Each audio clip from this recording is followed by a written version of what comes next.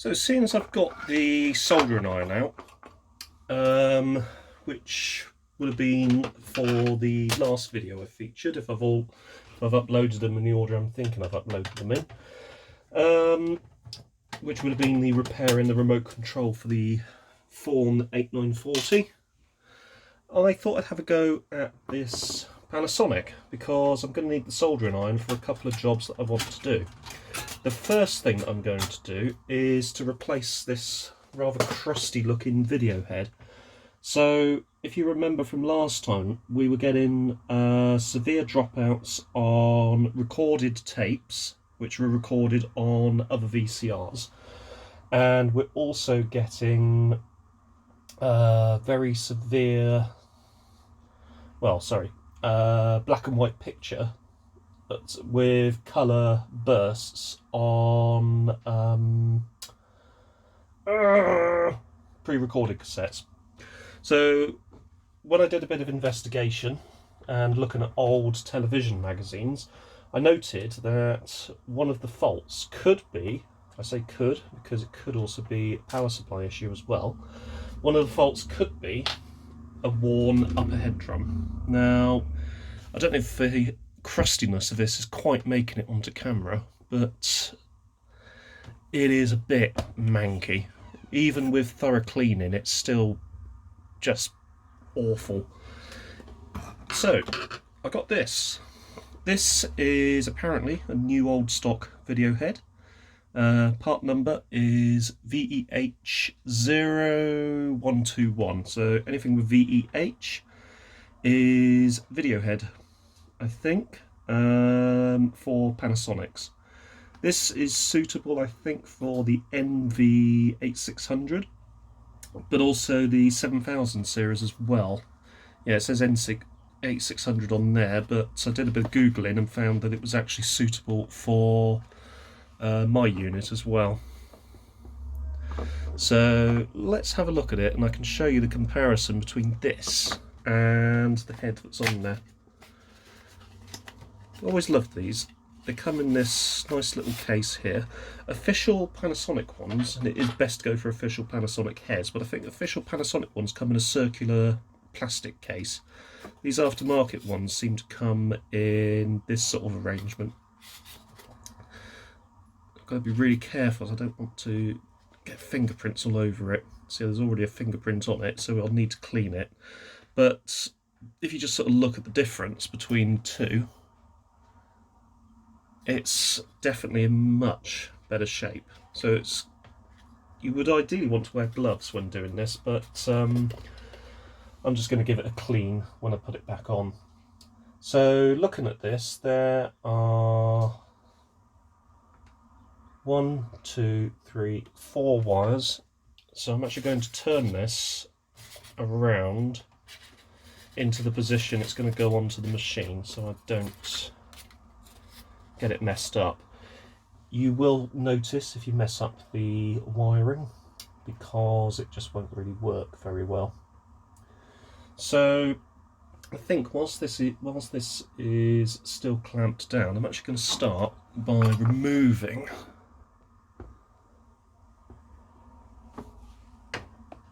some of that solder. So nicely zoomed in, get it nicely focused on. Get the solder sucker available.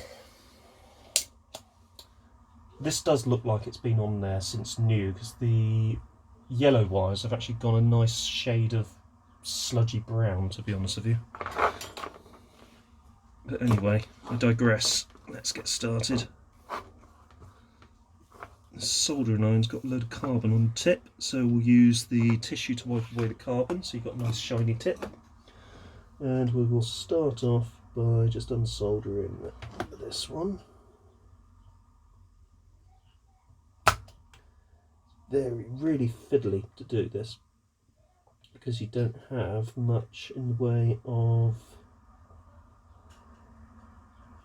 I've just unsoldered the wrong one. So there's two contact points. There's this one here, which is coming off the lower part of the head.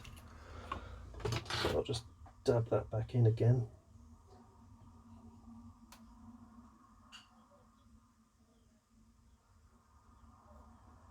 that's so annoying.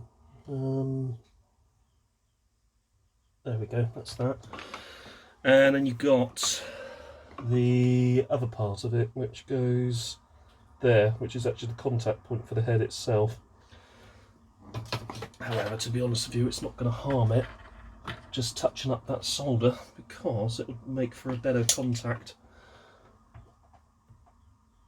So I didn't really want to rotate that because I wanted to keep it in that position so I know where I'm unsoldering. So it's going to be this one. There we go, so that's that one.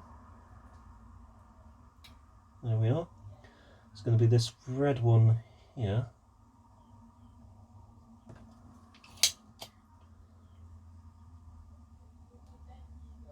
There we go.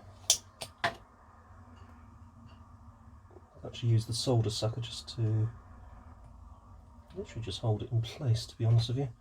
Then we got the brown one here.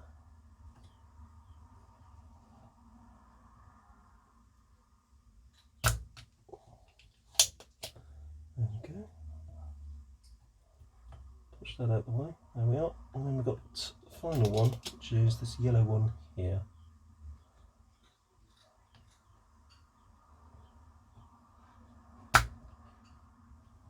There we go, perfect. So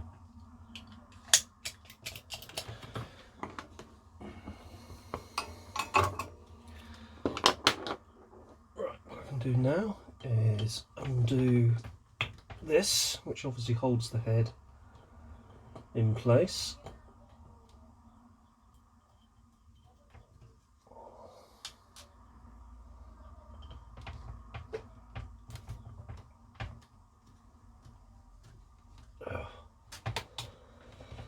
It's going to be fun.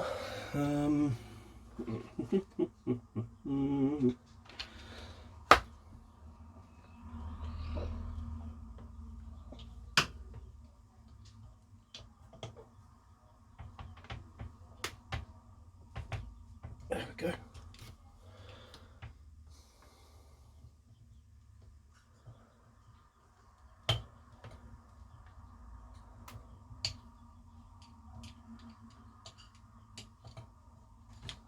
There we go.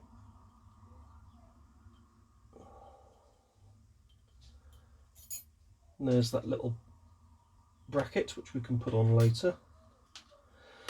You do see a lot of decks that have had the heads replaced where those brackets aren't ever replaced, but to be honest, since I'm not working to a schedule, I'm going to replace it. So we have yellow and yellow, and then you have brown and red. Sort of see where they're supposed to go. And hopefully it should just be a case of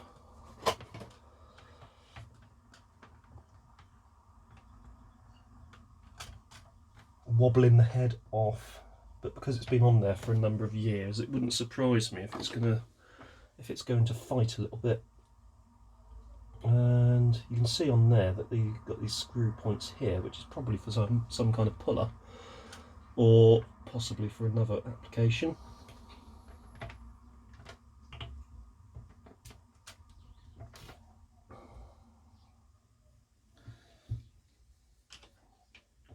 So it won't matter if I get my fingers all over it, because it needs to come off.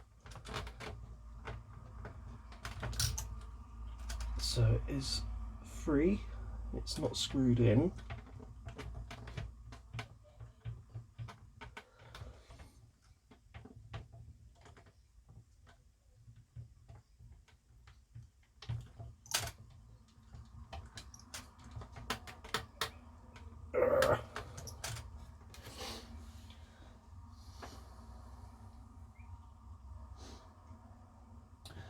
Right, give me a couple of minutes and I'm going to try and to get that off camera.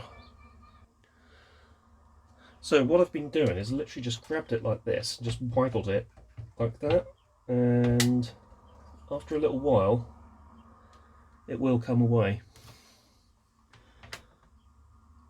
Now obviously you can't see how worn the head tips are, because it's just not really something you can actually see. It's enough, unless they have physically broken, you can't really tell, unfortunately, which is not annoying, it just sort of limits what you're able to see. So make sure that's still in the same position that it was. So this is the lower part of the head drum. So you've got this sort of reluctor ring arrangement down there, which feeds into the lower drum. And then the cables obviously sort of come out the back and go into the rest of the machine. First stop, I think, is probably the head amplifier. Second stop after that is going to be a servo circuit. No, it's not, because the servo circuit's going to be dealing with the rotation of the head. Second stop after the head amplifier, it's going to be the processing side of things. Anyway, so we've got our red, and we've got our yellow, we've got our brown, and our yellow as well. So let's bring this over here, and let's lower that onto there, like so. Just make sure that that is lined up. So to do that, I'm just going to, there we go, we should twist it like that. And what I want to do first is, we've obviously got this brown which needs to go in, we've got this yellow that needs to go in. So brown is going to go onto that pad there. This yellow is going to go onto this pad all the way over here. There. This red is going to go onto there, and brown onto there. So let's start. Now, this is the problem with these, because they are a little bit stretchy. There's quite a lot of cable there. I have to do this in such a way that we get it perfectly.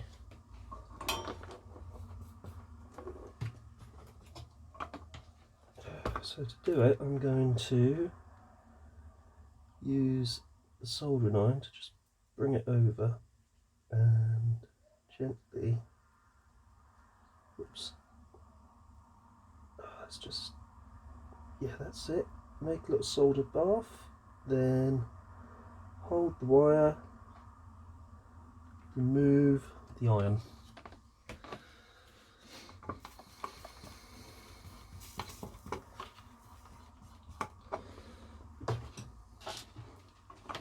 So I might want to do that again actually. So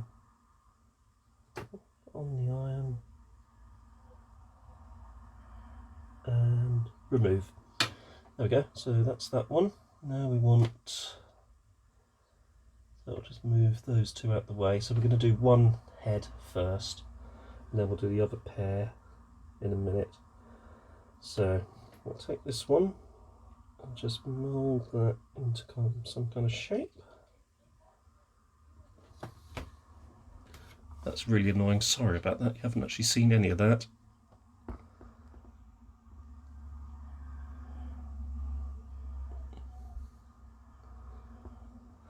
Okay, that might, can you see that? Yeah, that's better. So this one is going to go, move this one down onto this pad. So just bring that over. It might actually be better to do it with your finger. Just bring that over onto this pad here, and then quite literally just do that. There you go.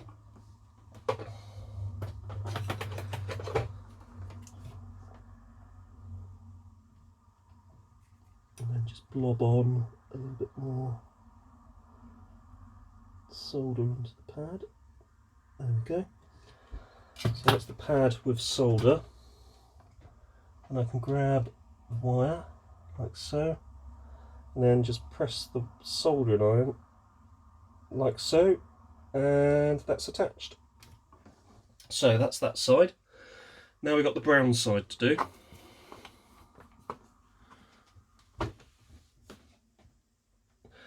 So for the brown, I'm going to blob a little bit of solder onto the pad.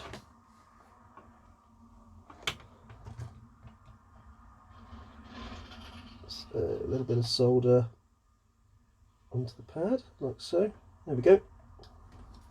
Then we can grab the brown wire, bring that over and press that into the solder, like so. There you go, that's in.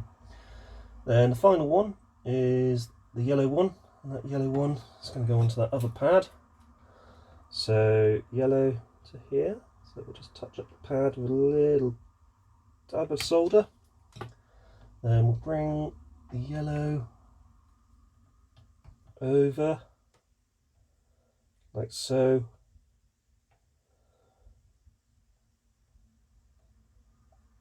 Oh, there we are. And be careful not to touch my finger. There we go, perfect.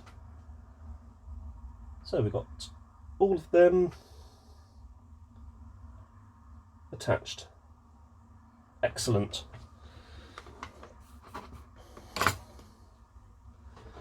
Now what I will do is just gently scrape away some of the residue.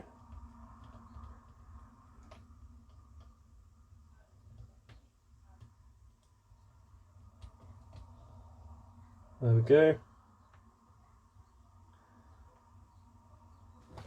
And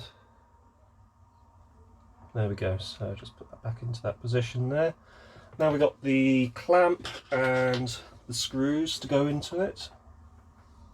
So I can just grab that centre and just work that to there so you can actually see the screw holes. Then you put this like so onto there. Then we have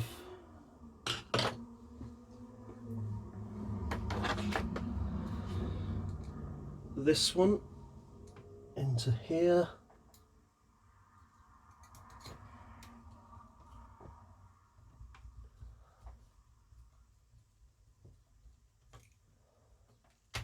And that's that one.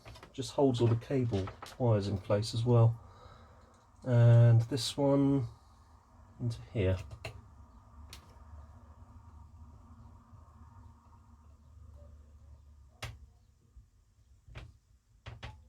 And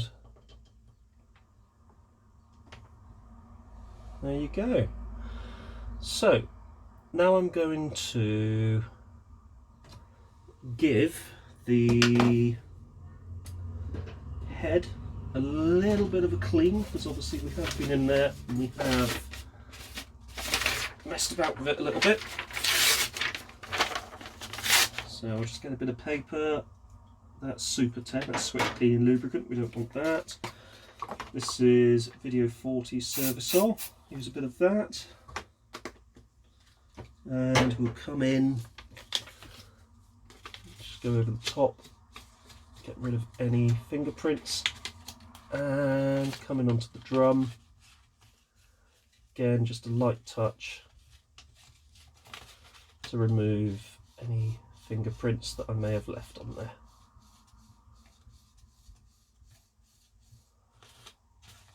There we go.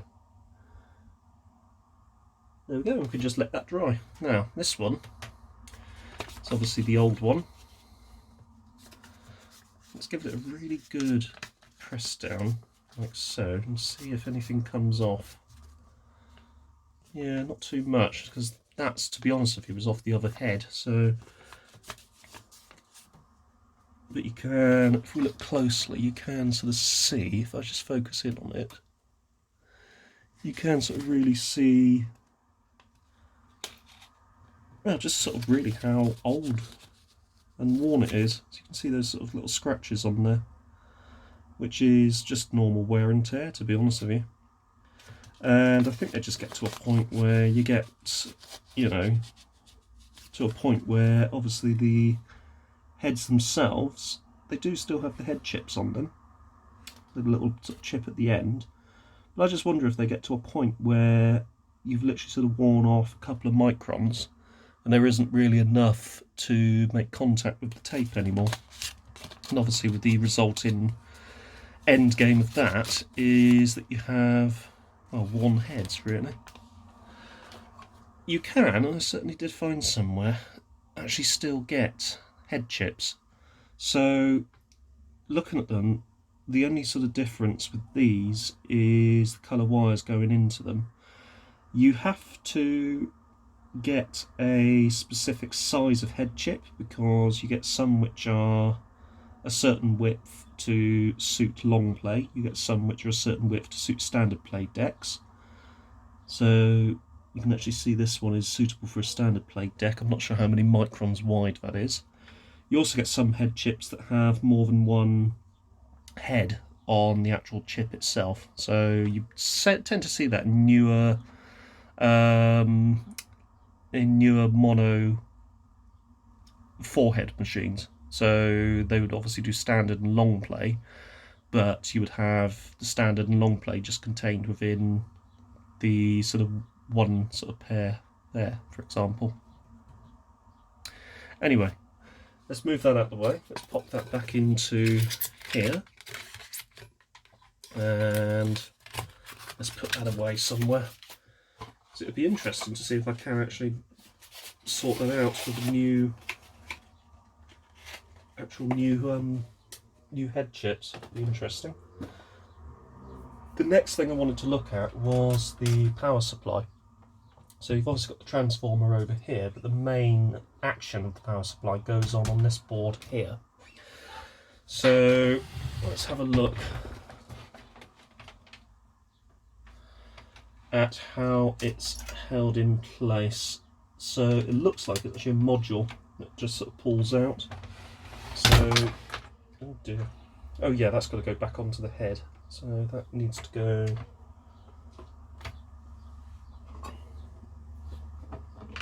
That needs to go back on. It's like a little static thing. I don't know if you remember in the 1980s and 70s, you used to have those sort of sticks that would sort of come out the back of people's cars and sort of make contact with the ground. And what they were supposed to do was to discharge static electricity within the car, which apparently contributed to car sickness.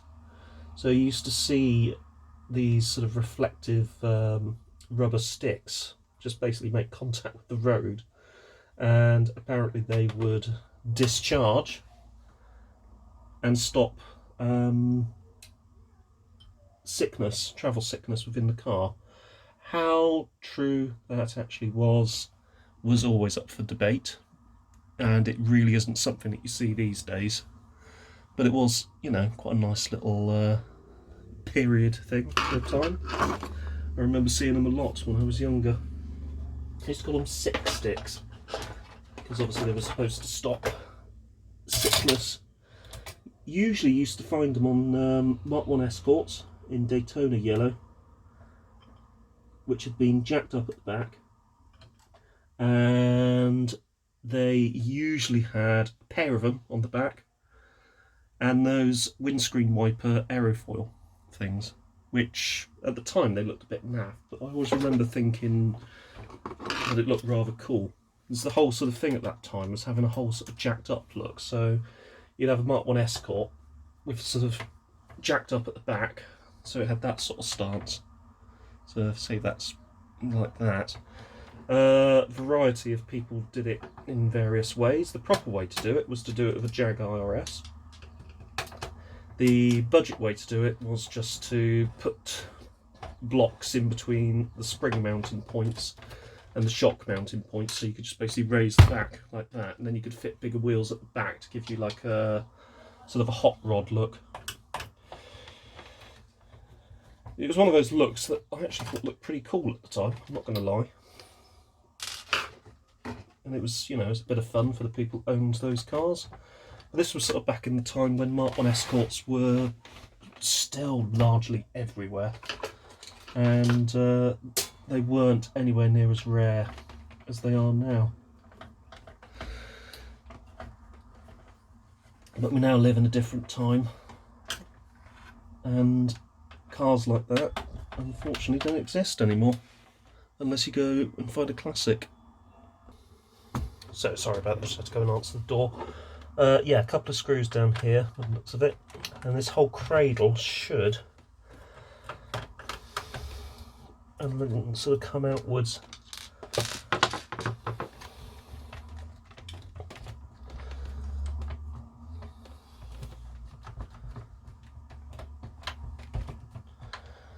There's something else holding that in.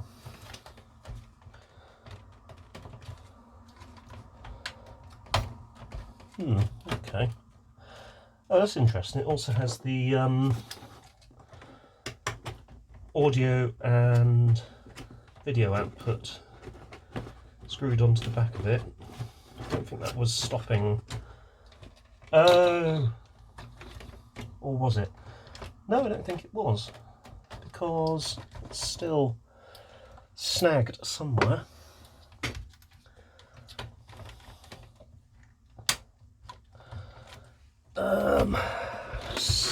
Just bring it down from my lap. Just have a brief look around.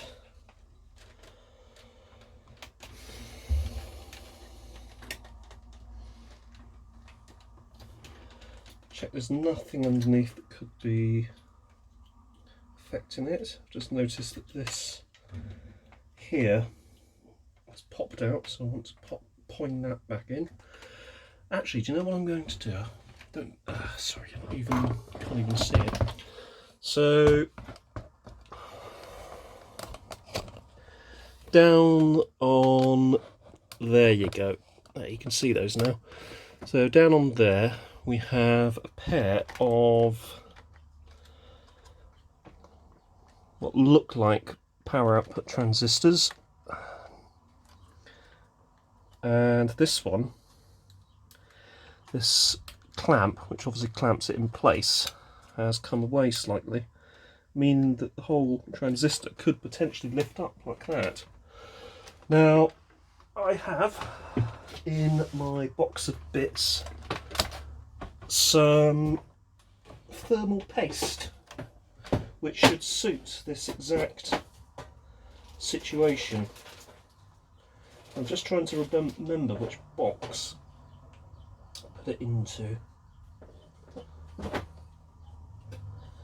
So it's not in my box of many belts.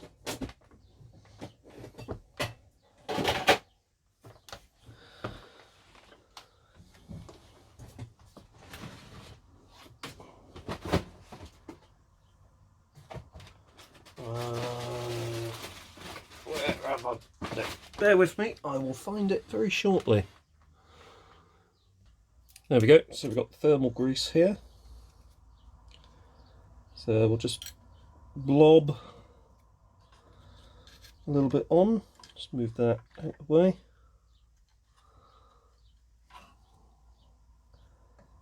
Blob a little bit on, a bit of pea size should do it.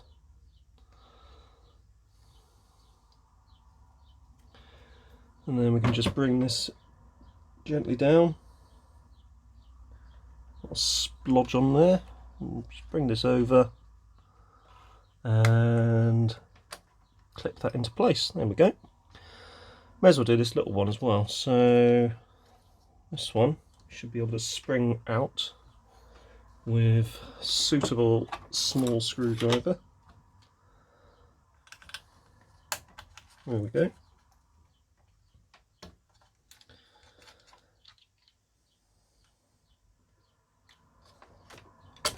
There we are, that will gently prise out the way. So I just need to move that to there. Then we can do a little splodge of paste underneath. There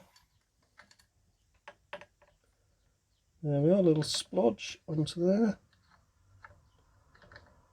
I think I've actually got a spatula with this as well, which I could use, which might be a slightly better idea. Yes, there it is. Nice little this little spoony thing.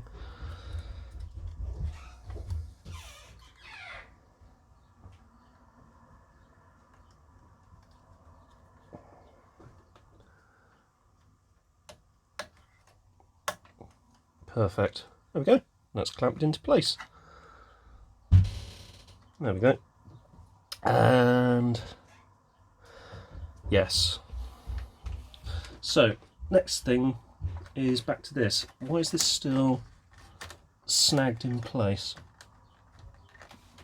Because I can't really see anything, certainly any wires which are holding us in place. There's enough slack on these wires. So that's the wire coming in from the transformer and the wires going into the unit itself. So there should be enough slack on those to allow me to bring this out. I've actually just, oh dear, I've actually just noticed something. There was, oh, there's connectors on the bottom of it. Oh, that's annoying.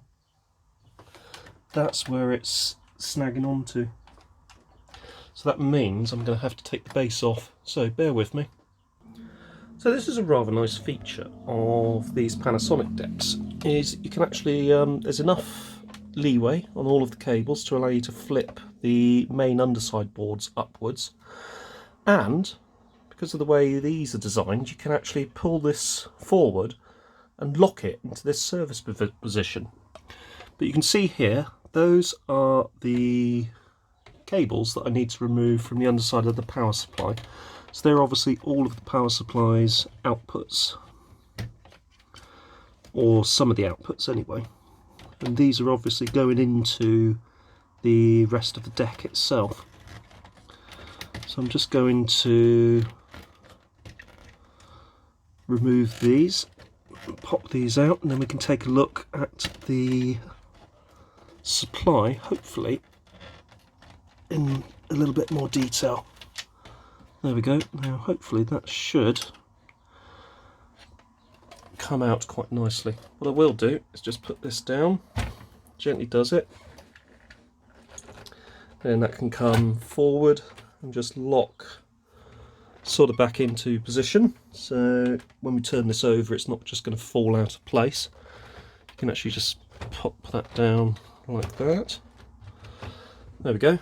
So bear with me whilst I turn this over. There we go. So this is the supply nicely out of the machine.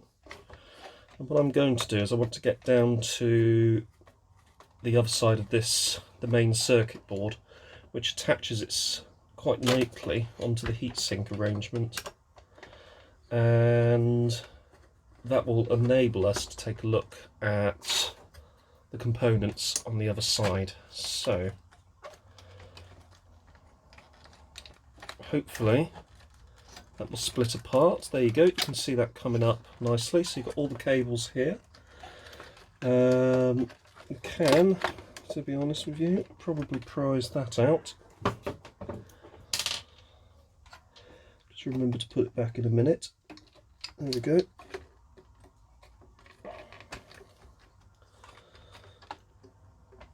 There we go. That's given us a bit more leeway. So this should come out.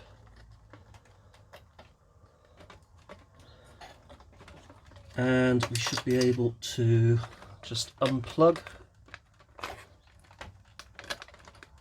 each of the connectors. Gently does it.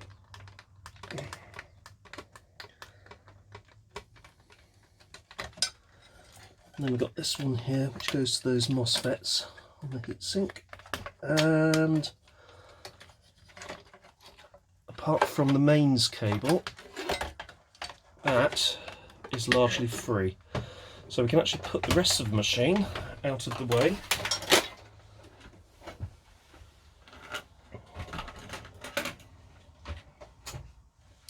And we can focus on this, the power supply board.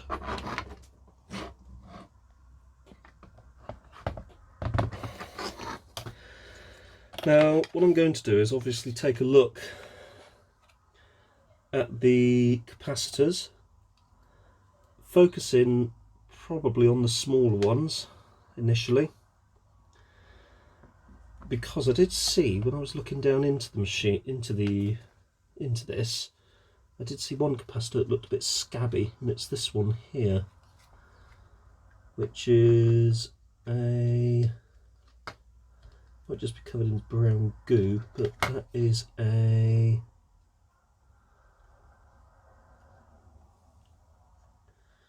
16-volt 100 microfarad. Let's see if we've got a suitable capacitor. So that's a 100 microfarad.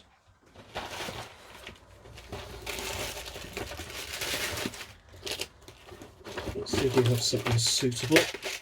100 microfarads. Well, we've got a 100 microfarad 35 volts. That should do the job.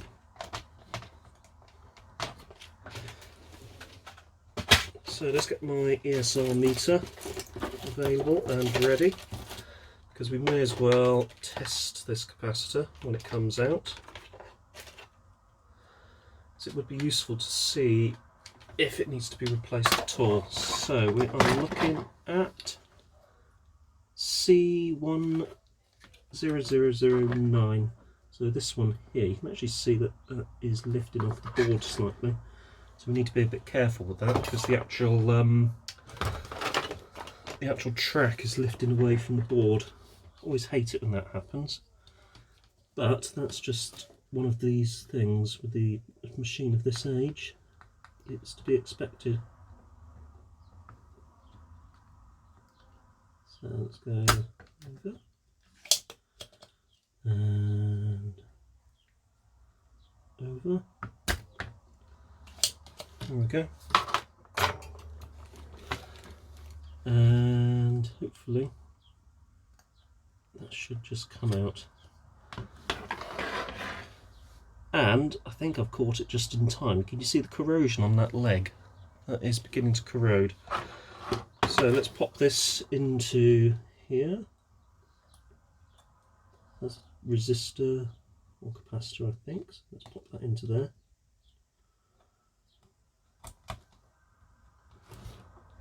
And let's do a test.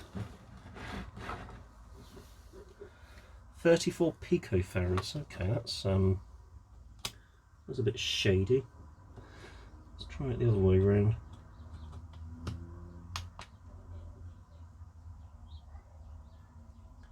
Yeah. Okay. Let's try this one.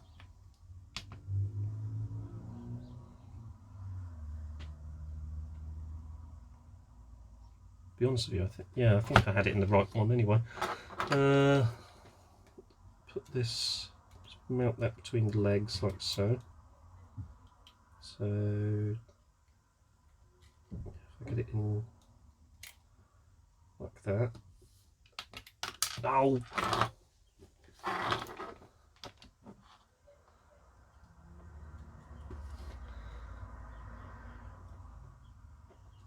Just gently hold that in place.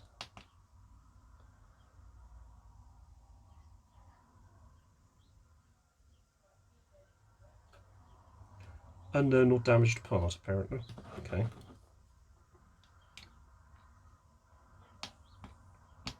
Let's try it again. Either way, it's not in the best of health. Yeah, it's not in the best of health, I don't think, that particular capacitor. It's very, very... Oh, I mean, look at that, it's even sort of... Oh no, sorry, that's not actually the capacitor, that's the direct decorator's cork I was using earlier. Yeah, that's had it. That can go on the shelf of bits. So let's use this one. This is a 100 microfarad. Actually, I just need to do a double check because I have just thrown it unceremoniously away. 100 microfarad, 16 volt. And this is a 100 microfarad, 35 volt. So let's actually measure this one.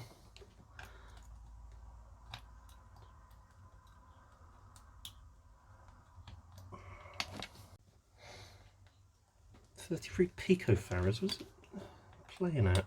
Am I measuring? Am I using this tool wrong?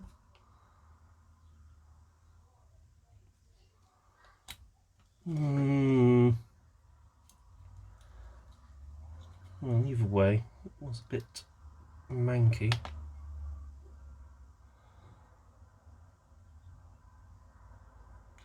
That's better. So instead of giving a faulty component, it's actually giving me 96.13 microfarads and ESR of 0.64 ohms, which is perfect. That's exactly what we want. Let's try this one again. So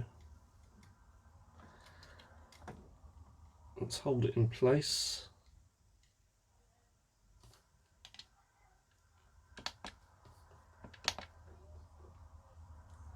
That's held in place, that's testing.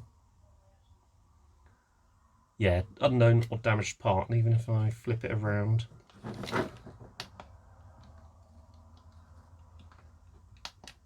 I'll test it again.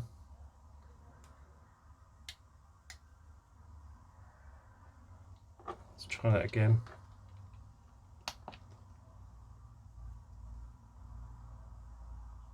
Yeah, that's had it. So I think we can be quite confident in replacing that. Right, so I have to look at the other side because I need to get the polarity correct. Actually, the polarity is on this side, so positive and negative. Negative is the one with the white on it there that you can see. So let's do that. So positive is that long one, negative is the short. There we go. In it goes. There and there. Actually, it looks like it's taken away some of the board. I don't know if that could be corrosion from the oh no, there it is. I think it's back. That could be corrosion from the capacitor that's done that, you know. But that really is a sign that it's probably past its best if it's done that. I wasn't initially actually going to go into this power supply, but I'm bloody glad I did.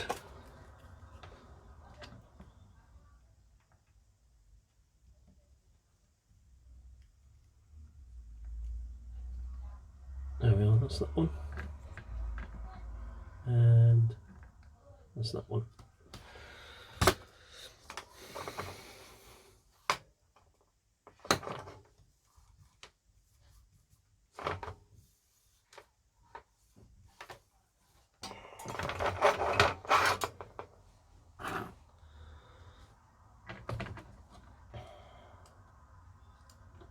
Be a bit careful with this one because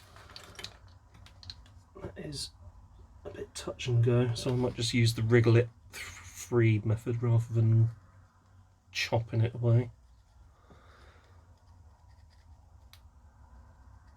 Although that seems to be taking forever. There it is. And then we've got this one here.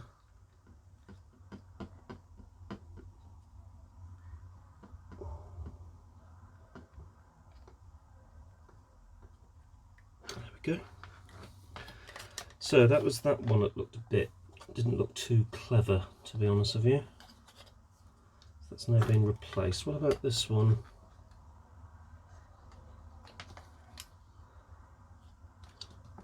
Wonder if we can measure it in circuit. So this one should be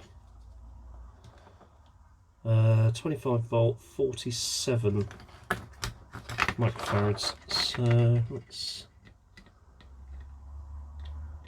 clamp that together.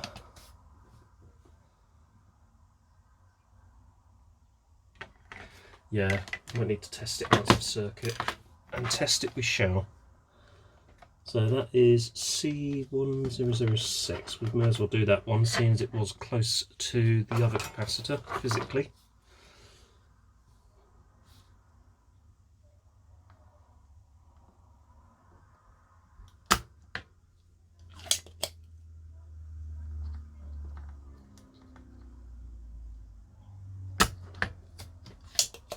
And also we have, I think I've got a replacement for this one. So I do have the correctly sized capacitor replacement. So let's try this one. So let's pop that like so.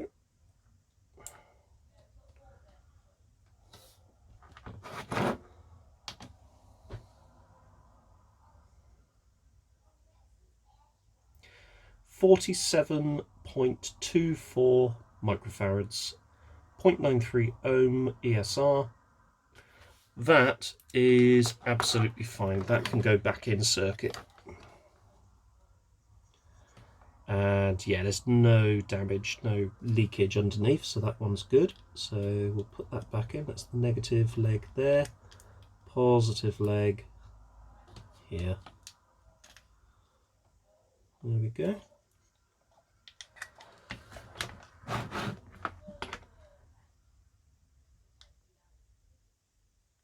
Oh, try and catch that before it falls out. It's a bit annoying.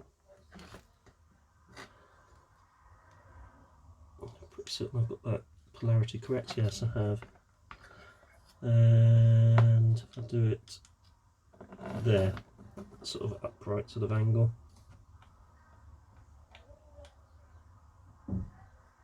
There we go. There we go. Right, blob solder.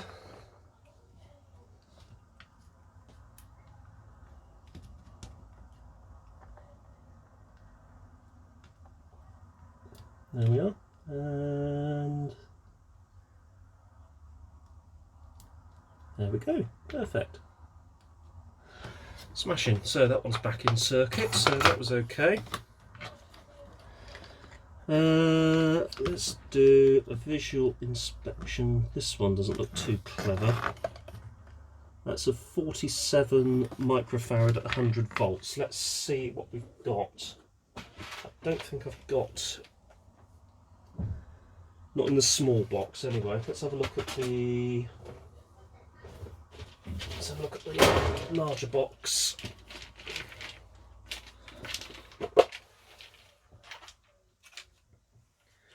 Right, that is, what's this one I've got here? 4.7 microfarads at 350 volts. What's this one? That's 47, so that won't do it.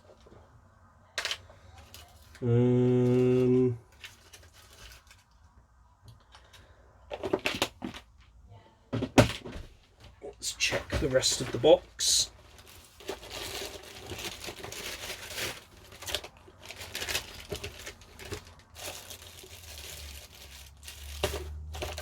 No, too lower voltage.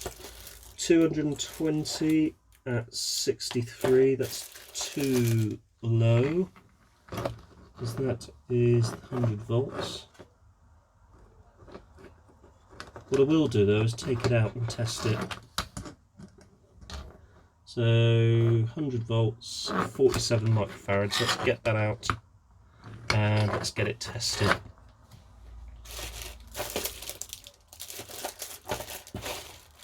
Yeah, I have a lot of capacitors, but unfortunately not the right one. I'd have to get one the right size. So this one, which is C1011. Let's bring that back into frame. So C1011. Let's start with that. And that. Go.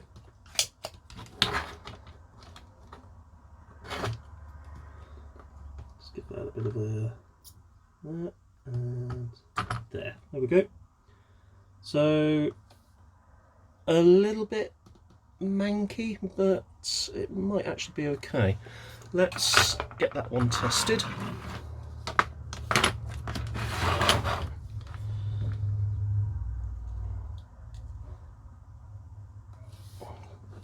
So let's just check the size. 47 microfarads at 100 volts. So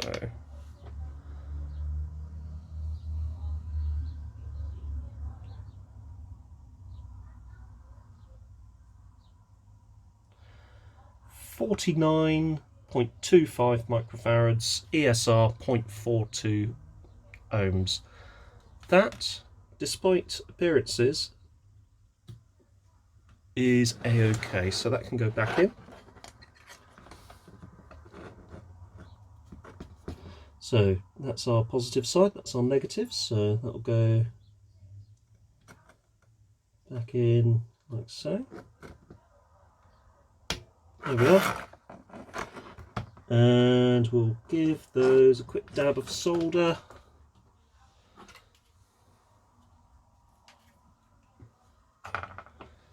So a little dab on this one, there, and there. There we go.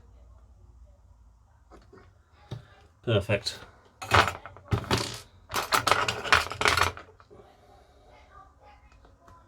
Just get that out of the way. Scrape off that, and I think that is that. So we found one dodgy capacitor. The others don't look too bad. That's two 200 microfarads at 35 volts, 300, 220 at 100 volts. This one was fine. I think we tested that one. This one was fine. No, we tested this one. I don't think we checked this one. That's 330 at 16 volts. Let's see. 330. Well, I've got 470 at 25, but that's probably too much. I've got 220 at 25 as well. It's probably too much. But to be honest, it doesn't look too bad. But we will, that is C108. We will take it out of circuit. Actually, whilst I'm in here, I'm going to take the opportunity just to tidy up that soldering I did on the one that I've replaced, because it does look a bit manky. That's better. There we go. So let's pop this one out. That's one.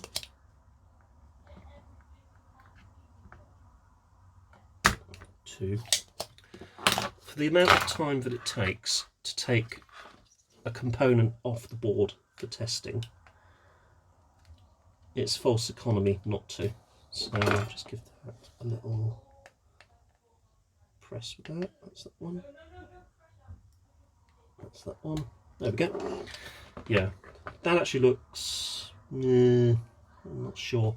That might be okay. It might not. We will test it though. So this is rated at 330 microfarads at 16 volts.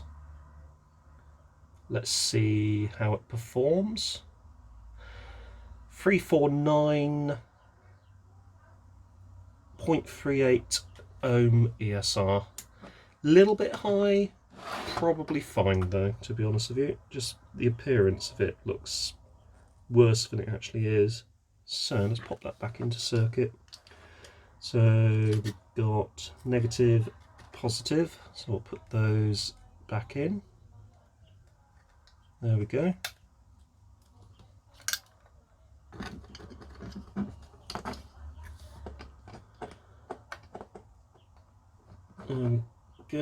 There we go. That's back in. Let's grab solder and blob it in. There's a blob and a blob. Blob. There we go. Ow.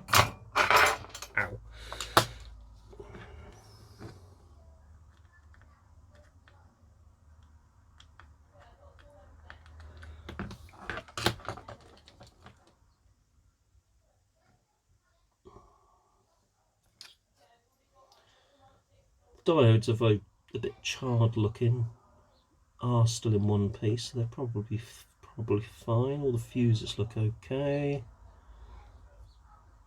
This is just a visual inspection, you never know, they may actually be knackered for all I know, but they do look okay. So we've replaced one capacitor, which was definitely not in the best of state. Not in the best state. Let's get this back together.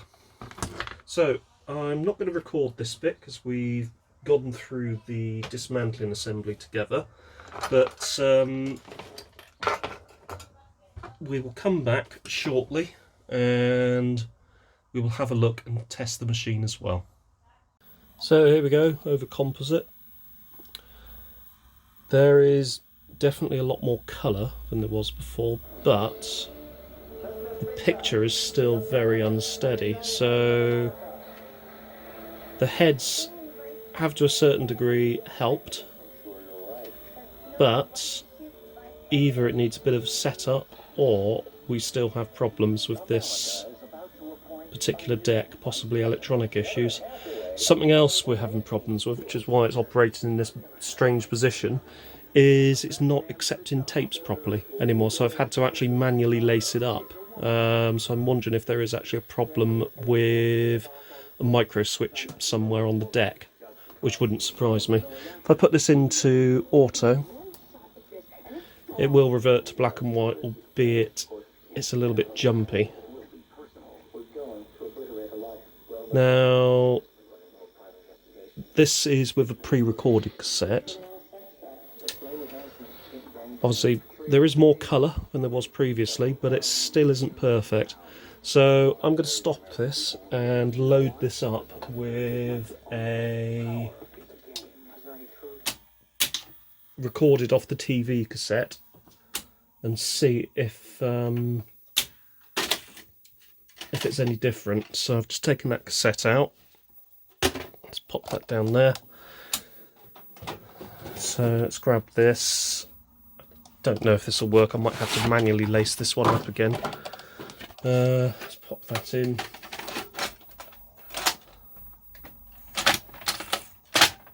Yeah, I'm going to have to manually lace it. Bear with me. There we go. So, yeah, I suppose the picture is ever so slightly better, but it's still not perfect by any means. I don't think those new heads have really done anything. I've got a feeling that the other heads were definitely worn, because we are actually able to see a picture on this recorded off the TV cassette, but I don't think they were anywhere near as bad as I thought, because, you know, that looks fine. So, I don't know. I'm at a bit of a loss for this one. So I've been into the power supply, I've replaced that single capacitor that was really quite ropey. I'm not sure where else we can go with this. I'll have to do a little bit of investigation. And yeah, on that rather sad note, I think we'll end today. We still need to do some work on this machine. I will do a bit of investigation in the background to see if there is anything that I can work out. If anybody has any idea as to what the problem could be, let me know in the comments. Otherwise, thank you all very much for watching, and I will see you again soon. Thanks for watching and take care.